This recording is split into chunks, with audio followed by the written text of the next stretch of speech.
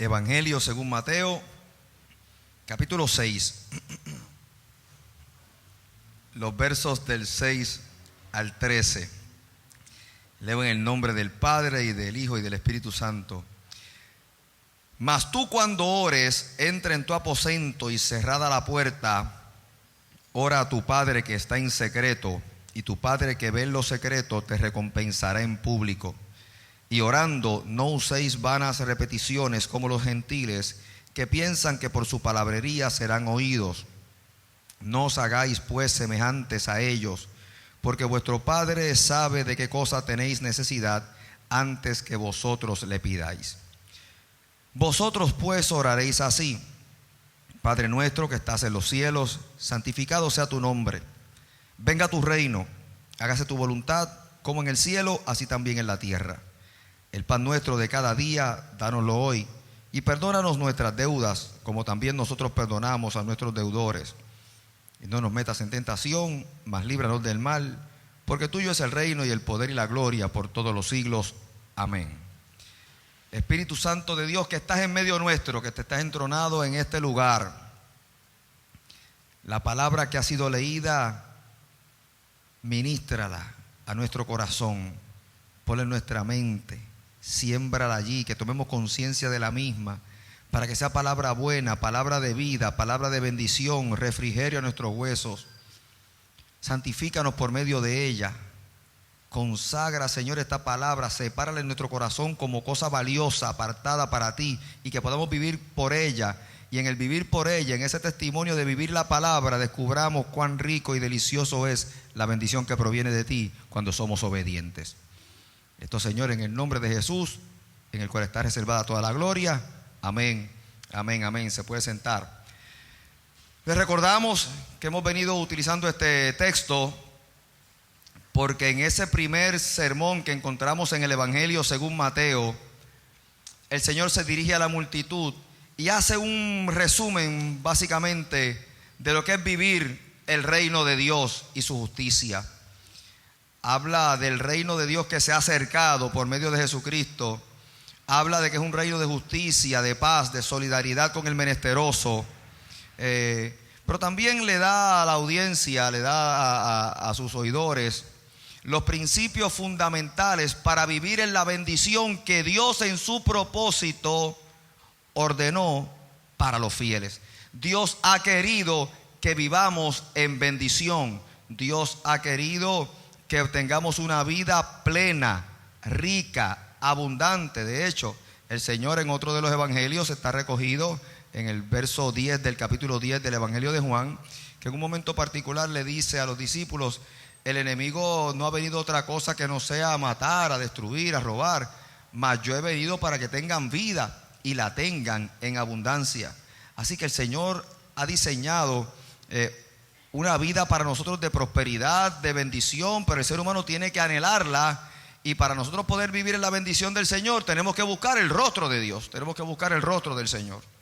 Entonces, en esta palabra que el Señor está compartiendo con su audiencia, entra en esa dimensión de lo que es la oración. Y ha definido que la oración, y esto lo hemos repetido todos estos domingos, la oración no tiene que ver con las palabras ordenadas que nosotros tengamos que decir, las palabras rebuscadas que nosotros podamos decir cuando nos toca orar, qué decirle al Señor cuando estamos delante de su presencia. No se trata de ninguna de esas cosas. La oración, el Señor la define, y la ha definido aquí, como ese tiempo y espacio que nosotros separamos porque tenemos necesidad de Dios para presentarnos delante de Él, para ir delante de la presencia del Señor. Cerrada la puerta en tu aposento, allí en secreto, es decir, es un tiempo de intimidad, es un tiempo de búsqueda, es pasar un tiempo con Él. Y entonces en los beneficios de poder haber estado en la presencia del Señor, en ese tiempo de intimidad, en ese espacio de quietud con Él, se va a reflejar como un testimonio en tu vida cotidiana que será de bendición. De ahí que entonces dice que cuando tú buscas al Señor en lo secreto, Él entonces te recompensa en público, porque los beneficios de la oración, la bendición de la oración se notan en el diario vivir, en la vida cotidiana del ser humano. pero hay que estar delante de su presencia en oración y ruego. Y en esta ocasión, como parte de esa oración, pues en el verso 12 comparte la frase: perdónanos nuestras deudas como también nosotros perdonamos a nuestros deudores. Y mire, esta porción de la oración es fundamental para la vida de la audiencia que está escuchando al Señor.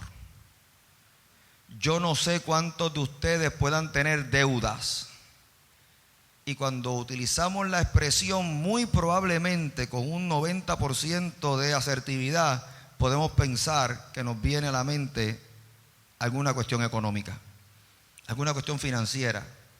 ¿Cuántos tenemos deudas? O estamos hablando de deudas, y seguramente con un 90% de alta probabilidad pensemos en deudas financieras, deudas económicas, pero hay deudas de todo tipo. Lo importante de este principio y por qué el Señor está hablando aquí de deudas, yo se lo quiero explicar, pero a fin de cuentas quiero que usted se memorice lo siguiente: las deudas esclavizan, las deudas cautivan, las deudas aprisionan. Y por eso el Señor lo incluye como parte de la oración cuando nos presentamos al Padre. Pero tiene un trasfondo que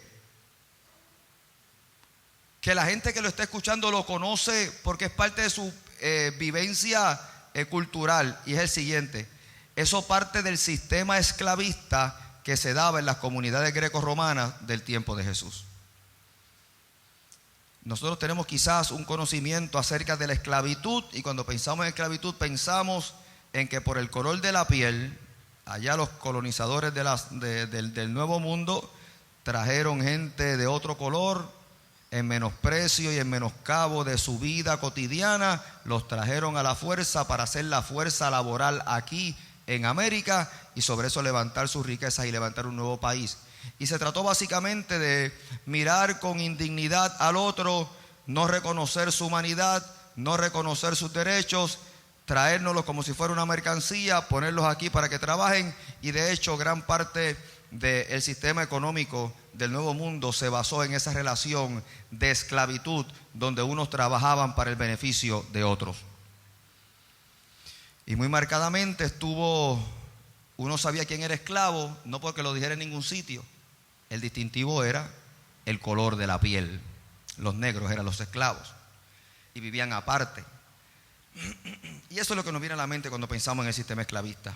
Sin embargo, en el tiempo de la época de Jesús, el sistema esclavista, que había un sistema esclavista, no era como el que nosotros conocemos, y se trataba de lo siguiente: uno podía llegar a ser esclavo y se reconocían los esclavos, se reconocía que habían relaciones de esclavitud, de amo y de amo, de señor, de dueño y de esclavos. Uno podía llegar a ser esclavo por una de tres razones. Por una de tres razones. Por deuda, porque yo pidiera algo y se me concediera y hubiese empeñado algún bien, y cuando no pudiera satisfacer ese bien que se me prestó en algún momento, pues entraba en una deuda que había que cobrarla. Así que se podía entrar en un sistema de esclavitud, uno podía entrar en una relación esclavista con otro a causa de alguna deuda pendiente. Dos, para tener algún adelanto o alivio económico, porque déjeme decirle una cosa: el sistema esclavista del tiempo greco-romano, y que conocía a la gente de Palestina y otras naciones, reconocía que los esclavos eran gente asalariada. A los esclavos, cuando entraban en ese contrato económico de brindar sus servicios al señor o al amo o al dueño, ahora se hacía con un contrato que le garantizaba a quien se prestaba como esclavo a acumular económicamente algún bien o algún valor. Se hacía por contrato. El contrato tenía un término conforme la deuda que se debiera o lo que yo quisiera adquirir. Y yo podía decir, bueno, pues yo voy a ser esclavo de Sammy, y yo decía, yo estoy en una necesidad económica bien precaria, y yo necesito salir de esto, no encuentro trabajo, pues mira, Sammy, yo puedo ser tu esclavo y yo corro tus bienes y yo me encargo de tus cosas y yo me encargo de la casa. Y entraba en un contrato con él, donde entonces yo era asalariado y él me pagaba una mesada que no era mucha, pero se acumulaba, y al tiempo que se cumplía el contrato, por lo menos yo salía con algo económicamente en la mano que me sirviera para un nuevo comienzo. Así que esa era la segunda razón por la cual uno podía entrar en deudas, era para adelantar económicamente. Y tercero, para poder adelantar en la escala socioeconómica del país.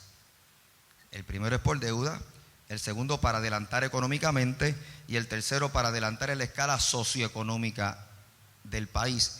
¿Y qué significa eso?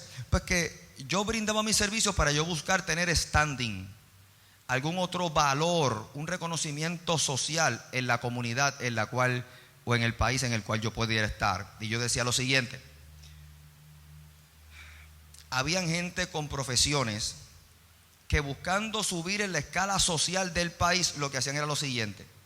Si yo conocía acá al señor, al hacendado Angui, y yo quería adelantar, y yo estaba en un nivel de pobreza paupérrimo, yo estaba en una condición social que no me gustaba, y quería yo adelantar en los círculos sociales y tener más poder y tener más acceso a recursos, a servicios, pues yo decía: Angui, que es un hacendado, Angui, que es por decir, un ingeniero y que tiene hacienda y que es un señor aquí de la comarca, yo le podía ofrecer mis servicios, hacíamos un contrato, me vendía como esclavo a Angui, pero al final del contrato era la parte interesante. Yo no solamente acumulaba dinero por la mesada que habíamos acordado, sino que ahora yo era lo que se conocía, no como un ex esclavo, sino como un liberto.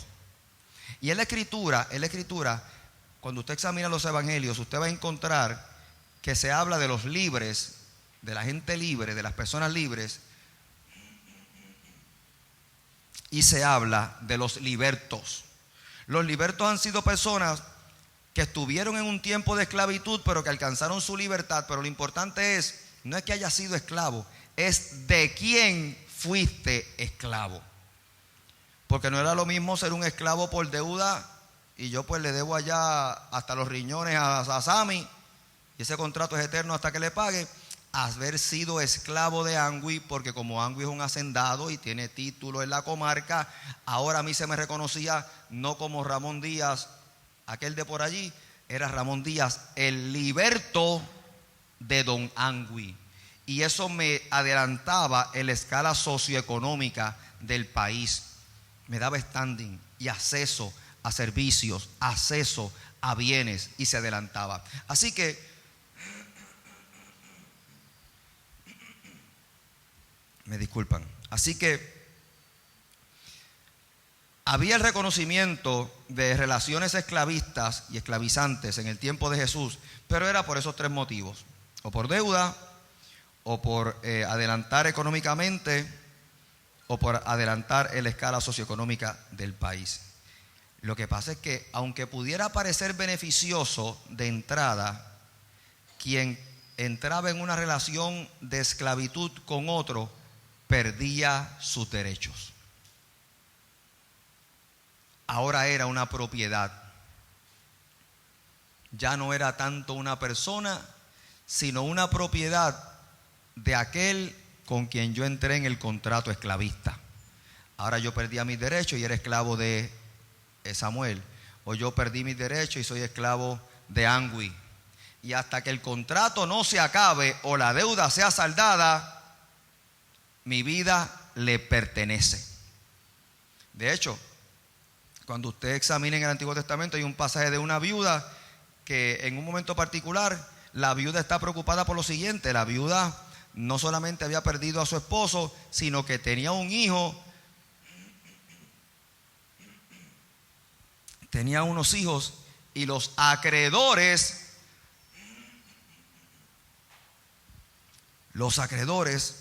habían venido por los hijos. Porque si se murió el señor y la viuda no tiene para pagar la deuda, pues alguien la tiene que pagar. Y como el señor entró en una relación de deuda y ahora era esclavo, vinieron a buscar, en una relación de deuda y ahora falleció, ahora vinieron a buscar a sus hijos como esclavos porque hay que pagar, hay que saldar esa deuda. Pero habían también unas provisiones de carácter legal en la Escritura.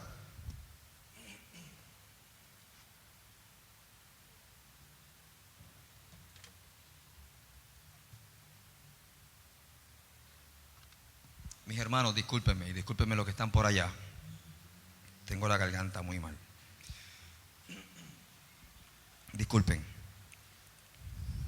Habían unas provisiones de carácter legal en la Escritura para poder brindarle esperanza a los que habían entrado en alguna relación esclavista. Y es el año del jubileo. Usted sabe que en el Evangelio de Lucas, el capítulo 4, el Señor dice que leyendo la palabra en la sinagoga, el Señor dijo, leyendo del profeta Isaías, me ha ungido el Señor para predicarle vista a los ciegos, para predicarle esperanza a los pobres, y termina diciendo para predicar el año del jubileo.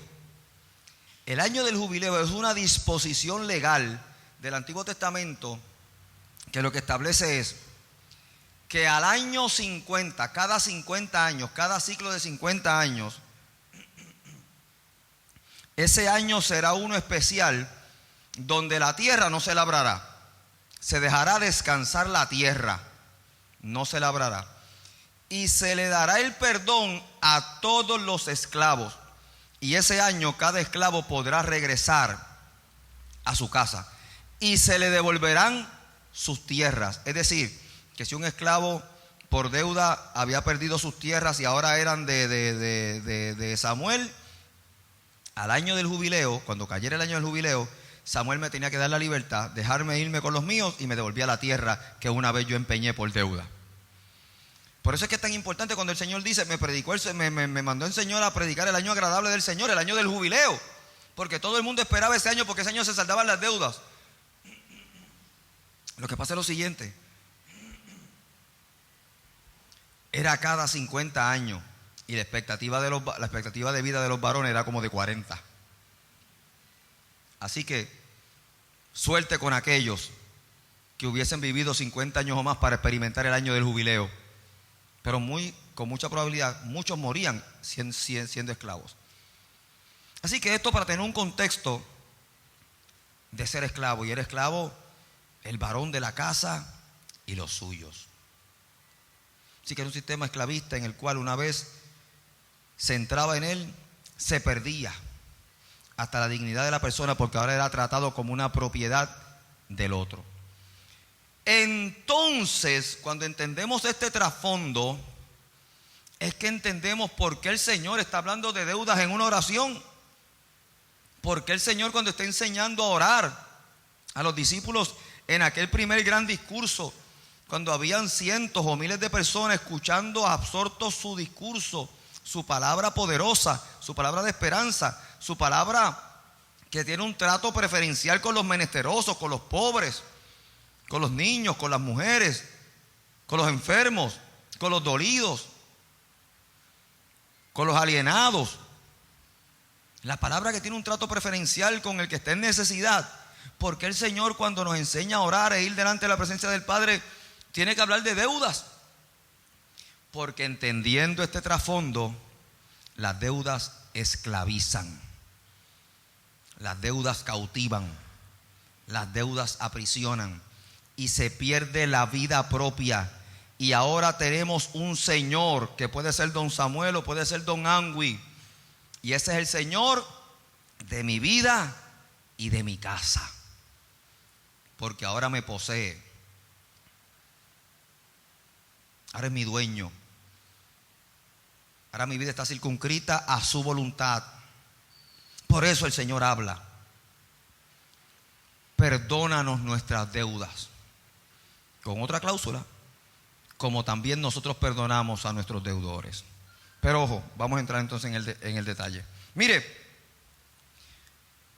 el Señor sabe lo importante que es la libertad para el ser humano, al punto de que en el propósito divino Dios nos creó e hizo toda la creación para poner al ser humano y que pudiera disfrutar de la vida que el Señor le ofrecía cuando le dio el soplo aquel soplo que se tradujo en vida en el ser humano. Pero no solamente le ha querido dar la vida física, sino que es acompañado con una calidad de vida emocional y espiritual, y que el ser humano esté completo. Que el ser humano sea íntegro, espíritu, alma y cuerpo. No solamente la vida física, sino la vida emocional y la vida espiritual, para que el ser humano pueda vivir en bendición, una vida rica, plena y abundante. Eso estuvo en el corazón de Dios cuando Dios nos creó. Y Dios no ha cambiado de parecer con nosotros y todavía sigue empeñado en que tengamos una vida rica, plena y abundante. Y donde el enemigo nos haya podido robar o destruir, viene el Hijo del Hombre para ofrecernos vida, esa vida que el Señor tenía planificada desde el principio. Al punto de que Jesucristo es el propiciatorio de Dios, para que podamos tener la garantía de que esa vida es posible otra vez, y nuestra vida, no importa nuestra condición, puede ser restaurada a una vida nueva, plena, rica y abundante.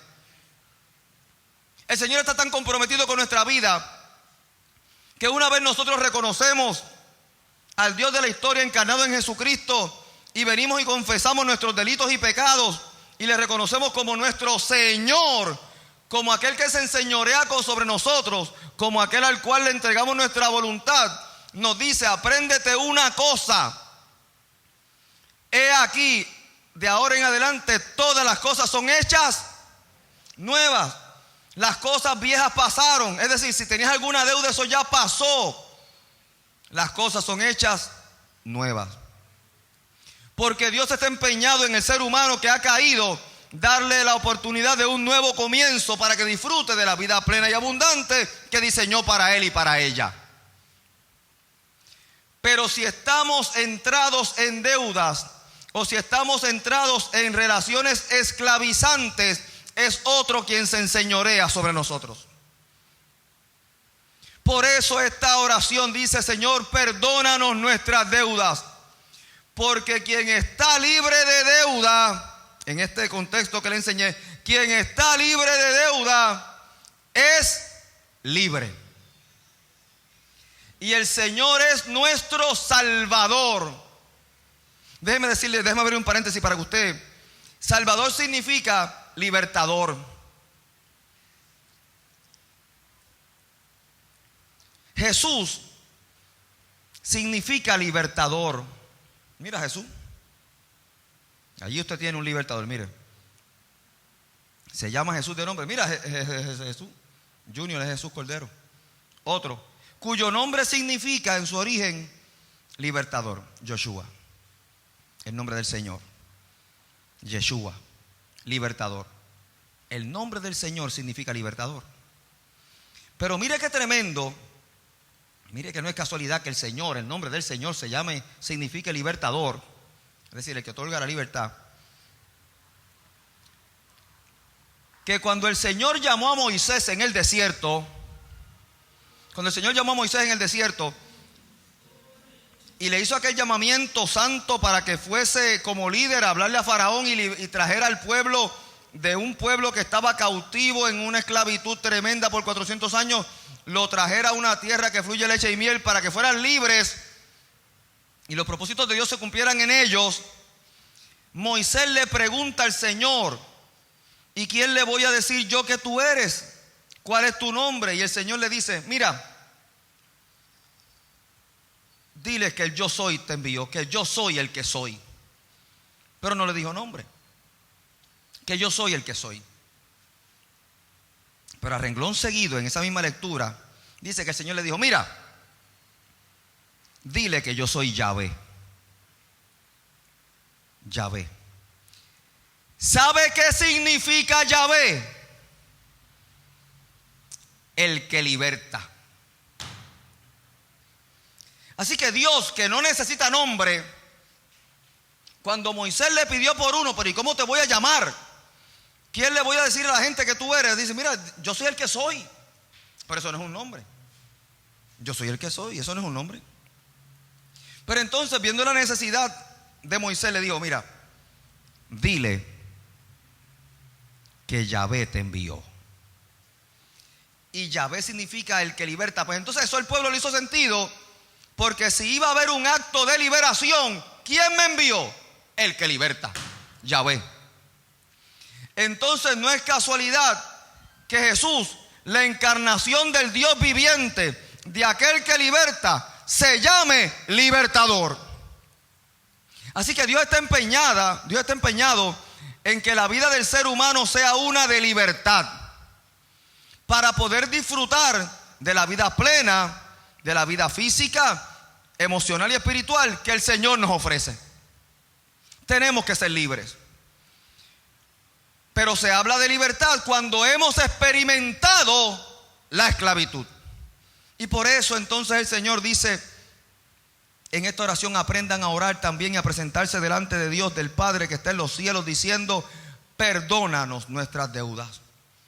Es decir, devuélvenos la libertad. Queremos ser libres, es el anhelo de ser libres. Ahora, cuando se habla de perdona nuestras deudas, tiene que venir a pedir el perdón quien lo desea. Por eso el Señor dice: oren así y díganle al Padre que está en los cielos: perdona nuestras deudas.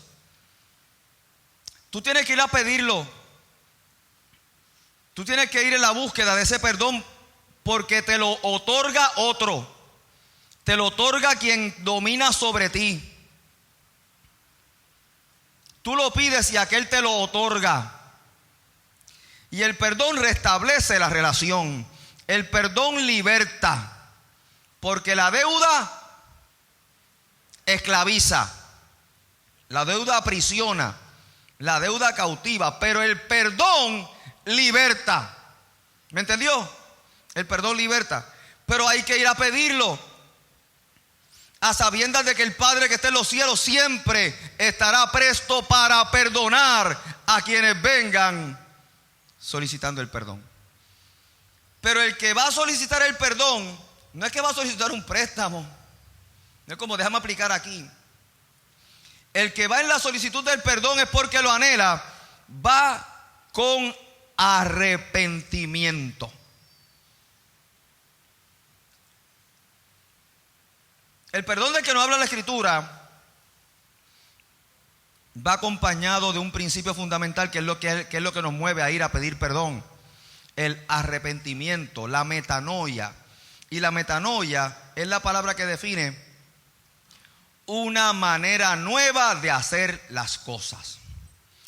¿Sabe por qué tiene que haber arrepentimiento cuando pedimos perdón? ¿Sabe por qué la base del perdón es el arrepentimiento? ¿Sabe por qué? Copie esto, yo espero, busque ahí alguna nota, copie cualquier cosa. ¿Sabe por qué el fundamento del perdón es el arrepentimiento? Porque tiene que haber una nueva manera de hacer las cosas para no volver a ser esclavos. Mire, si yo tengo algún problema financiero, si yo estoy lleno de deudas, si yo tengo muchas deudas, si tengo la tarjeta trepada y ya no puedo coger nada más, yo tengo varias tarjetas y tengo un préstamo y no encuentro qué más hacer, ni a quién cogerle prestado. Nosotros vivimos añorando el día que aparezcan los chavos y yo, si yo recibo este dinero, yo saldo todas las tarjetas o pago todas mis deudas. ¿Sabe por qué? Porque hay un pensamiento inconsciente, hay un pensamiento subconsciente en el ser humano de que yo no quiero seguir siendo esclavo de las deudas. Nos sentimos esclavizados. Mire, hay gente que pierde hasta el sueño, pierde hasta la salud mental, la salud emocional a causa de las deudas. ¿Verdad que sí? ¿Usted los conoce? Mire la pregunta que voy a hacer. Levante la mano si usted conoce a alguien. No es si es usted. Levante la mano si usted conoce a alguien. Ay, qué bueno que no conoce a nadie. Asterio conoce a alguien. Por lo menos tú te salvas por honesto. Fíjese, Lucy levantó las dos manos. Veo algunas manitas por ahí, algunos pies también. Nosotros vivimos con el pensamiento ahí subconsciente de si yo pudiera tener algún dinero, yo saldaba la deuda. ¿Por qué? Para poder recobrar la salud emocional otra vez. Pero si yo no he cambiado mi manera de hacer las cosas, vuelvo a ser esclavo a la menor provocación. Mire, si usted tiene muchas deudas y por una bendición del Señor aparecieron los dineros para saldarla, o allá Evelyn le hizo allá una oferta, mira, pues yo te puedo ayudar, yo voy a hablar con alguien y te vamos a dar entonces un préstamo donde tú puedas consolidar todas las deudas con un préstamo más bajito, perdón, con un pago más bajito por un tiempo y que tú te puedas pues poner de pie. Y usted dice, pastor, mire qué bendición. Y fui donde Evelyn y allá Evelyn me ofreció tal cosa y me consiguió un agente del banco y me dieron este arreglo y pastor, ya respiro tranquilo. Muy bien. Si usted no tuvo arrepentimiento, si usted no tuvo metanoia, si usted no tuvo un cambio de mente y encuentra una nueva forma de hacer las cosas, al cabo de un tiempo tiene el préstamo de Evelyn más volverse a ver endeudado porque nunca cambió su conducta financiera. Hay gente que cree que sus problemas financieros se resuelven con que le llegue dinero. No es así. Los problemas financieros se resuelven cuando usted cambia su conducta financiera. Eso sí lo garantiza. Y el día que lleguen los dineritos, usted sale de deuda, pero tiene una nueva forma de hacer las cosas. Y usted es libre. ¿Usted no se ha dado cuenta que los anuncios financieros usan esta frase? Para que estés libre de deudas. ¿Le suena, verdad que sí? Para que estés libre de deudas. Porque las deudas esclavizan. Pero tiene que haber una nueva forma de hacer las cosas, porque si no caemos en la misma conducta. Si seguimos con la misma conducta, caemos esclavizados otra vez. Así que a veces la solución no es que te llegue el dinero, es que cambies la conducta. Pero ¿sabe qué? Hay también deudas que nos cautivan, que nos hacen esclavos y que no son necesariamente económicas, son deudas emocionales. Ahí tenemos empeñado hasta el alma. Ahí se enseñorea el demonio. Ahí se enseñorea Satanás. Porque ¿con qué se paga esa deuda emocional? ¿Con qué se paga la deuda de a quien yo le haya faltado y no me quiera perdonar? Mire, hay gente, hay familias, hay vecinos que son esclavos de las raíces de las amarguras más tremendas del alma, porque no han sabido perdonar alguna afrenta. Porque no han sabido perdonar alguna afrenta. Porque no han sabido perdonar. Y de ahí que no se pueden mirar al rostro. Y de ahí que viene el distanciamiento. Y de ahí que viene la habladuría. Y de ahí que viene la ofensa. Y de ahí que la raíz de amargura. Y eso se lo pasamos a los hijos y a los hijos de los hijos. Y después los hijos de los hijos saben que hay una disputa entre vecinos o familiares que no saben la razón de ser, pero saben que la alimentaron. Y eso son relaciones esclavizantes de carácter emocional. Porque no hemos sabido pedir perdón. Pero el perdón liberta. Pero tiene que haber arrepentimiento. Mire, le voy a dar un caso clásico como ejemplo, como paréntesis. El marido maltratante o la pareja maltratante que humilla, ofende y le pega a su pareja, cuando ve el daño que ha hecho, ¿sabe qué es lo primero que hace? Pedir perdón. Perdón. Yo no lo quise hacer, pero es que tú me sacaste. Pero yo no lo quise hacer. Perdón. Porque la gente entiende, lo que hemos dicho este principio, que el perdón trae libertad y el perdón regenera la relación. Pero ¿qué yo les dije que es fundamental para el perdón? ¿Qué? El arrepentimiento. ¿Y el arrepentimiento es qué? Un cambio de mente, una nueva manera de hacer las cosas. Así que no es que el marido maltratante diga, mira, perdón, al otro día jura lo que llega con flores. Ese día llega con flores o con algún detallito. Pero a esa esposa o a esa pareja no le preocupa tanto que le haya pedido perdón o le haya traído las flores. ¿Qué es lo que le preocupa realmente? Que no haya cambiado su conducta porque eso se va a volver a repetir. Punto. Por eso llaman que es un ciclo, porque los ciclos se repiten, siguen el mismo patrón. Pero cada vez que el maltratante ve el daño que ha hecho, sale corriendo y pide perdón. Lo que pasa es que el decir la palabra perdón, perdón, perdón no implica que haya habido arrepentimiento, porque si seguimos modelando la misma conducta, seguiremos en una relación esclavizante. ¿Se da cuenta? Tiene que haber un cambio de conducta. Y nosotros a veces estamos en relaciones esclavistas con gente por no pedir perdón. Otra situación es la siguiente. A veces somos esclavos del pecado. Somos esclavos del pecado y de las consecuencias del pecado. Porque aquello que yo hice, que solo Eneida conoce, Eneida ahora es mi señora. Y Eneida me puede manejar y hasta chantajear porque conoce mi pecado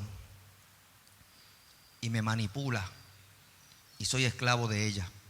Y nunca podré ser totalmente libre hasta que se muere Eneida, porque conoce mi pecado y lo puede traer a la luz.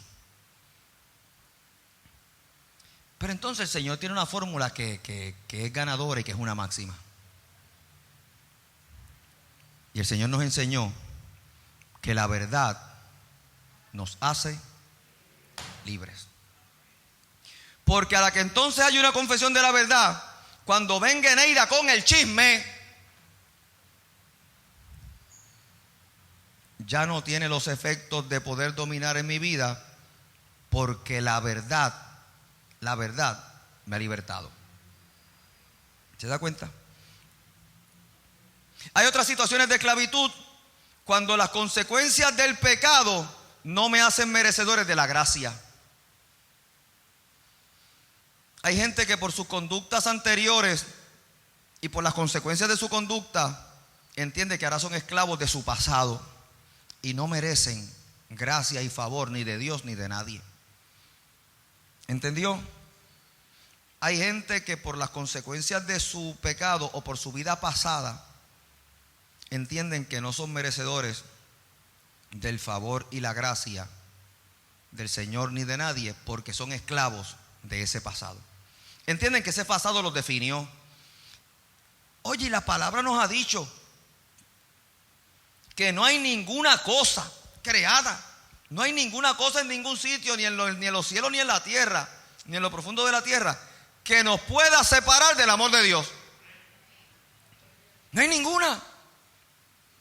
Entonces somos libres en Cristo, hay libertad en Cristo, porque no hay ninguna cosa que nos sirva para esclavizarnos y que la sangre de Jesucristo no pueda perdonar ni nos traiga libertad. Por eso la petición de perdón. Señor, perdona nuestras deudas, es decir, es el anhelo del que necesita ser libre, del que quiere ser libre. Pero ojo, hay gente que quiere seguir siendo esclavo donde está, ¿sabe?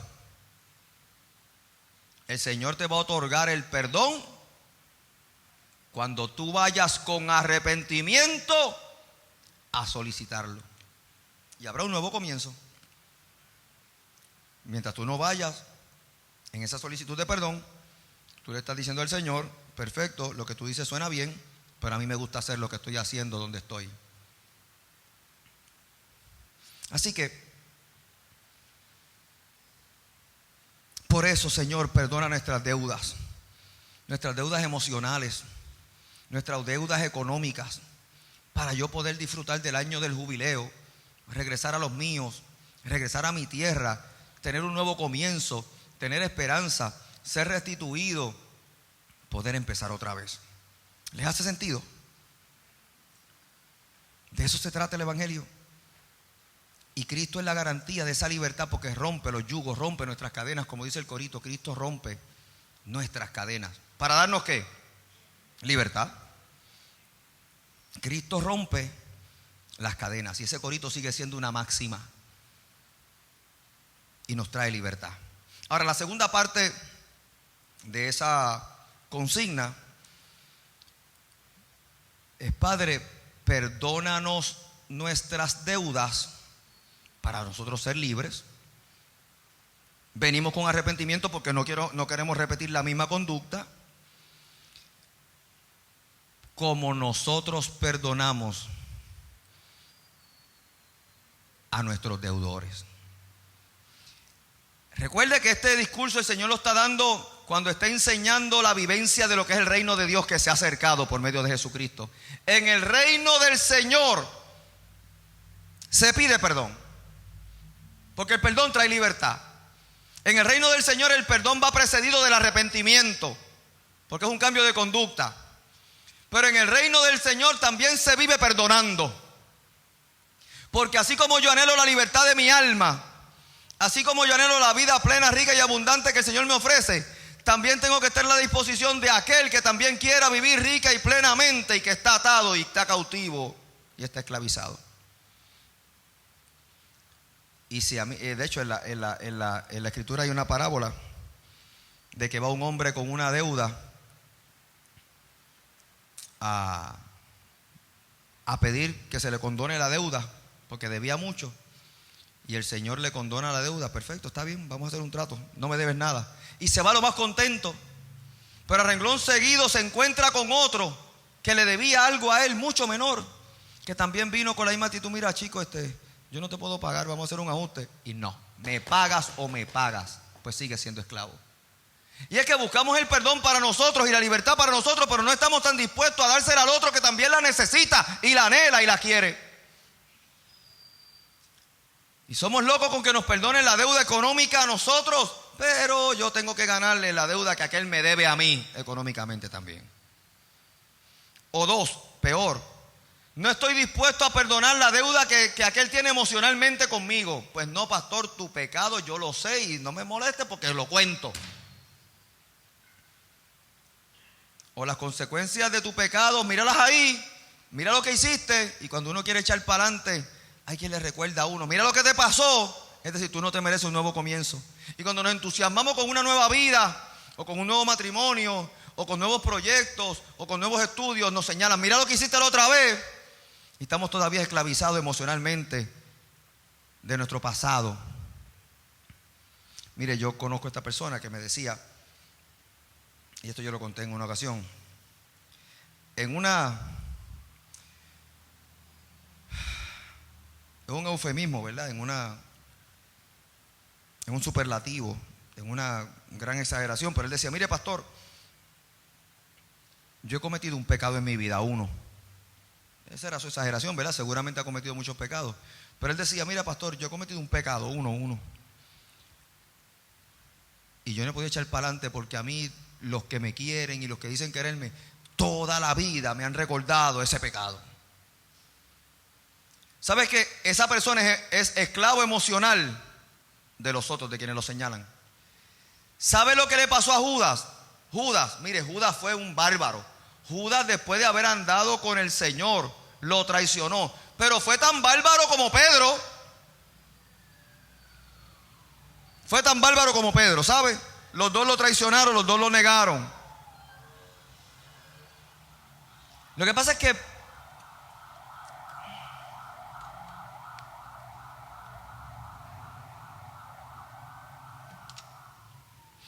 que Judas, cuando hizo el trato con los sacerdotes del Sanedrín para entregar al Señor, ¿sabe qué? Déjeme decirle esto. Tuvo un momento de lucidez y dijo, ¿qué yo he hecho? ¿Qué yo he hecho? Sabemos que tuvo ese momento de lucidez porque la palabra nos señala en los diferentes evangelios que Judas fue al templo donde estaban reunidos los sacerdotes, los del Sanedrín, confesó su pecado, dijo, miren, yo vengo a que echemos este trato para atrás, porque este hombre realmente es inocente, este hombre no es culpable, vamos a deshacer el trato. Y eso se llama arrepentimiento. Y entérese hoy usted y entérese el mundo, esto lo hemos dicho antes, pero Judas tuvo un momento de lucidez emocional donde hubo en él arrepentimiento, porque cumplió con todas las expectativas de un arrepentido. Enfrentó la situación, confesó su pecado y estuvo dispuesto en resarcir el daño. Tengan los chavos para atrás. 30 monedas de plata, cuéntenlas que ahí están toditas. Esto es arrepentimiento. ¿Sabe lo que pasó? Que ahora era esclavo emocional. Su pasado ahora lo manejaban otros. Y estaba en una relación esclavizante con aquellos quienes se aprovecharon de él también. Y con quien él entró en el trato, porque no es que Judas fuera bien buena gente. Le pasó por collera.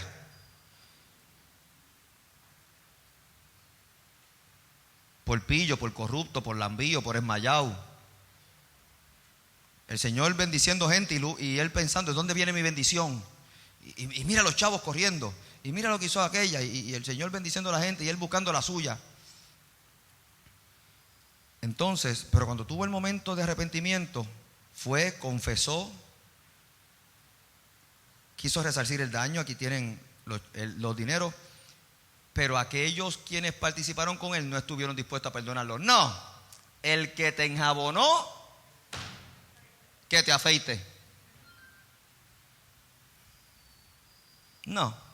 Y Judas no pudo, porque entonces era cautivo emocionalmente. No podía con su conciencia. Y fue y se ahorcó. Se quitó la vida.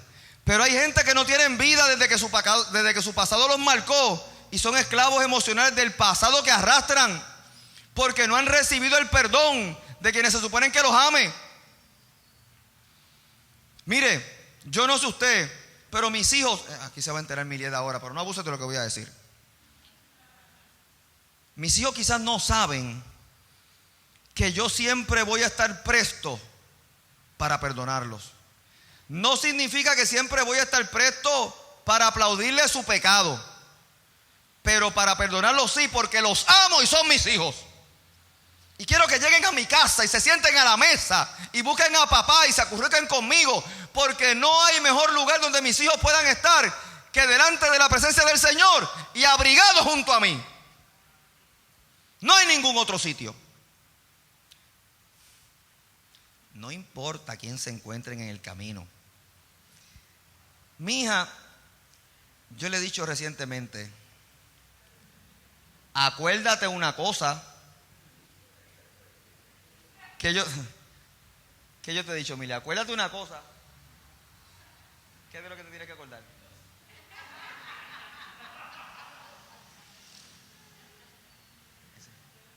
Que tú eres el único hombre en mi vida. Amén y amén.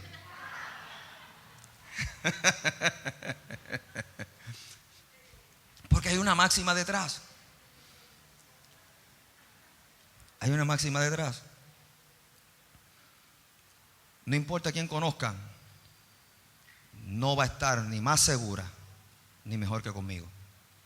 Parte de la vida será que conozca a algún marchante algún día. Pero el marchante puede que se vaya un día, pero su papá no. Ni la casa de su papá tampoco. Ni el abrazo de su papá tampoco. ¿Se da cuenta el principio? Y tenemos que aprender a ir delante del Señor para, con arrepentimiento, pedir perdón y que haya un nuevo comienzo en nuestra vida, y eso se llama restauración. Pero también tenemos que darle nuevos comienzos a la gente, que ya no podemos mirar a los ojos y perdonar también a la gente, porque también son esclavos y necesitan esa vida rica, plena y abundante. Lo que pasa es que para pedir perdón hay que aprender a someter nuestra voluntad a nuestro Señor, que es el Dios del cielo y de la tierra. Tiene que haber con un acto de sometimiento. Y la gente piensa más en sí mismo y en la vergüenza que no, yo no voy a pedir perdón. E intentan querer seguir al cabo del tiempo como si nada hubiera pasado, creyendo que como las cosas vuelven a su normalidad, todo está igual. Y no todo está igual. El perdón es necesario porque implica arrepentimiento, cambio de conducta.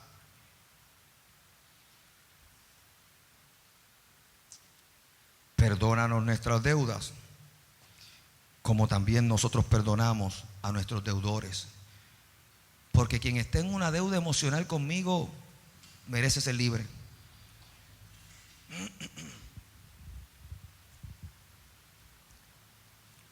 Quien me haya fallado o quien no haya llenado las expectativas del otro o nuestras, también merece ser libre. cuando yo he tenido que pedir perdón, tengo una norma. Lo intento hacer rápido para que no hayan raíces de amargura. Yo no sé si yo he contado esta anécdota, pero en una ocasión estábamos bromeando y estábamos algunos de los muchachos de adoración, y había una joven a la cual en grupo yo le hice un comentario que fue una broma. Nos reímos porque la broma quedó buenísima. Y la persona pues no supo qué decir y ya, y pasamos el momento. Y al cabo de un tiempo, ese mismo día, al cabo de un rato, vino una persona y nos dijo: pastor, fulana se fue llorando y usted la ofendió y qué sé yo. Yo dije: pero ¿cómo va a ser? ¿Sabe lo que yo le dije? No le dije: pero ¿cómo va a ser? Si era una broma, pero ¿cómo va a ser? Lo cogió a mal, pero ¿cómo va a ser? No es para tanto. No, eso no importa. Lo que importa es que con el comentario que yo hice, la persona se dolió y se sintió. Yo lo que le dije fue: ¿dónde está? Y yo la llamé. Y ese mismo día, antes de salir de aquí, era un domingo en la mañana, me fui y la encontré. Y le dije: mi vida, yo necesito pedirte perdón, porque fue una estupidez mía. Y no tengo ninguna razón por la cual haberlo hecho. Pero mi relación contigo es más importante que la broma que yo te haya podido gastar. Se trata de la relación con esa persona que la amo. Lo subsanamos rapidito, porque el que tiene que pedir perdón tiene que deshacerse de su orgullo, someter la voluntad al Dios del cielo y de la tierra y saber ir con arrepentimiento. Yo no fui a explicarle: mira, pero ven acá, tú malentendiste, no seas boba, eso no era para tanto, era una broma. No tiene que ver con nada de eso. Esas son excusas que me sirven a mí. Yo la hice que se doliera. Pues cuando uno tiene que pedir perdón, yo acostumbro ir raudo y veloz en el reconocimiento de mi conducta, ir a pedir perdón con arrepentimiento, porque la relación con esa otra persona vale más que la excusa a mí mismo. Pero cuando me toca a mí ofrecerle el perdón a quien me lo esté pidiendo, porque hay gente que también ha venido donde mí: mire pastor, o mira papi, o mira fulano, perdón, acostumbro también raudo y veloz a ofrecerlo con una cláusula. Con una cláusula, porque tampoco es tan rápido. Hay una cláusula. Perfecto. De esto no hablamos más, para que el pasado no nos vuelva a esclavizar. Eso es lo que hace el Señor. Cuando perdona nuestros pecados, dice que la analogía que usa es que los mete en lo profundo del mar, para después no sacarlo otra vez y estrujarnos en la cara las cosas que hiciste. Así lo hace el Señor. Así que cuando me toca pedir perdón con arrepentimiento y con conciencia, voy raudo y veloz a hacerlo, para que no se acumulen raíces de amargura y haya distanciamiento. Pero cuando me piden perdón en una experiencia genuina, igual de raudo y veloz, lo otorgo con la cláusula de: perfecto, de esto no hablamos más. Y nos seguimos abrazando y besando, porque la relación es mayor que la afrenta. Señor, perdona nuestras deudas.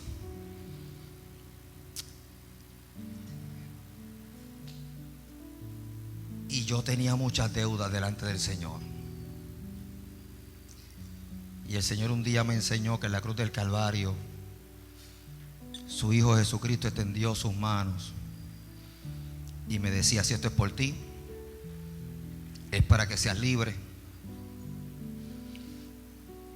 Y yo vivo continuamente yendo delante del Señor saldando deudas. No porque no tenga ninguna, es porque a sabiendas de que las tengo, busco el rostro del Señor para ver si en su misericordia me alcanza y me hace libre. Y cuando me toca perdonar, raudo y veloz, porque hay relaciones que son importantes. Este cántico nos enseña que todo lo que el Señor hizo por nosotros es para que tengamos libertad, para que seamos libres en Él,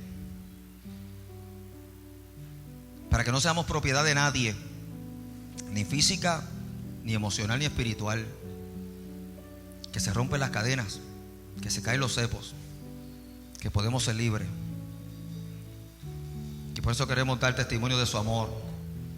Póngase en pie donde está, porque yo te voy a invitar esta mañana. Eso lo hace posible la sangre redentora de Jesucristo. Y aquí y allá, si hubiese alguien que esta mañana quiere ser libre, yo te voy a dar una cláusula que a ti te funciona hoy y se comienza el saldo de deudas. Es el reconocimiento de Jesucristo como tu Señor y Salvador. Si tú no has reconocido el señorío de Jesucristo sobre tu vida, mira, levanta la mano en confesión de tus pecados, diciéndose: pastor, yo reconozco a Jesucristo como mi Señor y Salvador. O si por mucho tiempo has estado lejos, hoy llegaste al culto del saldo de deudas y nos podemos reconciliar con Dios y que hay un nuevo comienzo, porque el perdón liberta.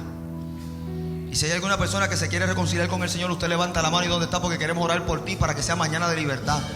Pero si hay allá donde tú estás restauración, un nuevo comienzo, que allí tú me puedes escribir: pastor, hoy yo me reconcilio con el Señor. Esta mañana, pastor, yo me reconcilio con Él. Y yo te voy a estar escribiendo, yo te voy a estar llamando, porque es importante celebrar la libertad que el Señor nos da.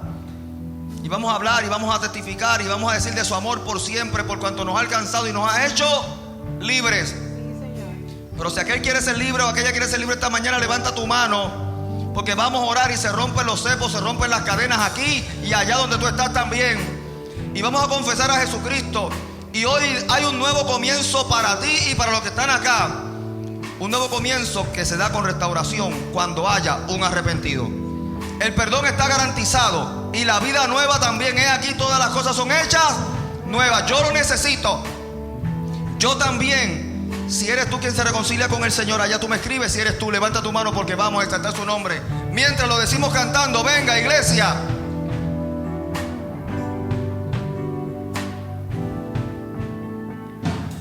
Sobre montañas y el mar, tu río corre para amar. Y al abrir mi corazón, el Salvador libre me hará. Estoy feliz, es la verdad, a ti mis manos alzaré. Por eso siempre cantaré de cuando viniste a mí. Cantaré de tu amor por siempre. Cantaré de tu amor por siempre. Cantaré de tu amor por siempre. Cantaré de tu amor por siempre. Sobre montañas y el mar, tu río corre para amar. Y al abrir mi corazón, el Salvador libre me hará. Estoy feliz, es la verdad, a ti mis manos alzaré. Por eso siempre cantaré de cuando viniste a mí. Cantaré de tu amor por siempre. Cantaré de tu amor por siempre. Cantaré de tu amor por siempre.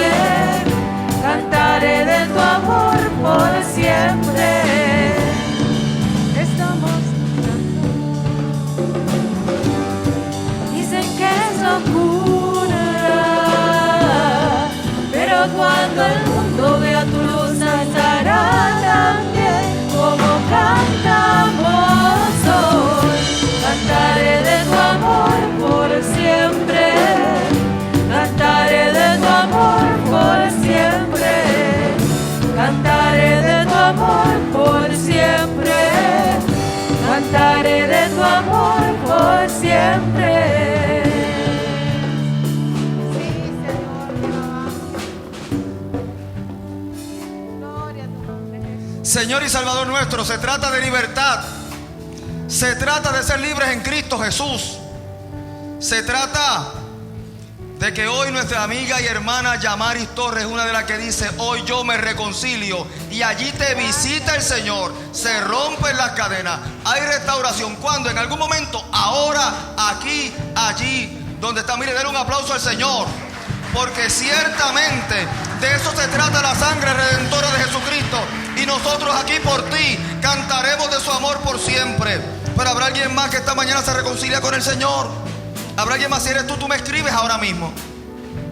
Si hay alguien más por Facebook, mira, yo quiero hacer esta mañana una de celebración, porque aquí vamos a cantar por ti. Y si hubiera alguien aquí que esta mañana se reconcilia con Él, levanta tu mano. ¿Y dónde estás? Porque queremos engrandecer su nombre. Y aun cuando se acabara el culto, tú me escribes, porque nosotros te vamos a llamar. Porque esta es la razón de esta celebración esta mañana. Un nombre, un liberto, uno que era cautivo, un perdonado, uno que comienza su proceso de restauración aquí y ahora, uno libre de deudas, de las deudas que atan, de las emocionales, de las espirituales, porque el Señor vino para que tuviéramos vida abundante en Cristo Jesús. Amén. Vamos a decir una vez más, venga, cantaremos. Cantaré de tu amor por venga, con buen cuello, siempre. diga. Cantaré de tu amor por siempre. Decimos, Yaris. Cantaré de tu por ti, ¿sabe? amor por siempre. Decimos. Cantaré de tu Cantaré. amor por siempre. Cantaré de tu amor por siempre. Alabamos y glorificamos el nombre de Cantaré Jesucristo. de tu amor por siempre. Cantaré de tu amor por siempre. Cantaré de tu amor por siempre. Iglesia, levantamos nuestras manos. Señor, porque tú eres bueno y tu misericordia es para siempre. Estamos delante de tu presencia, reconociendo el perdón que nos viene desde la cruz del Calvario, pero nosotros llegando con arrepentimiento genuino, buscando, Señor, nuevas maneras de hacer las cosas para honrarte a ti y vivir en libertad. Bendice a Yaris, bendice su casa, bendice sus proyectos, acurruca su corazón y el de los que están aquí, para gloria de tu nombre. Y estaremos bien, estaremos en paz. Y el pueblo de Dios dice: denle un aplauso al Señor, que es bueno. Gloria a Dios, Yaris. Eso, gloria al Señor.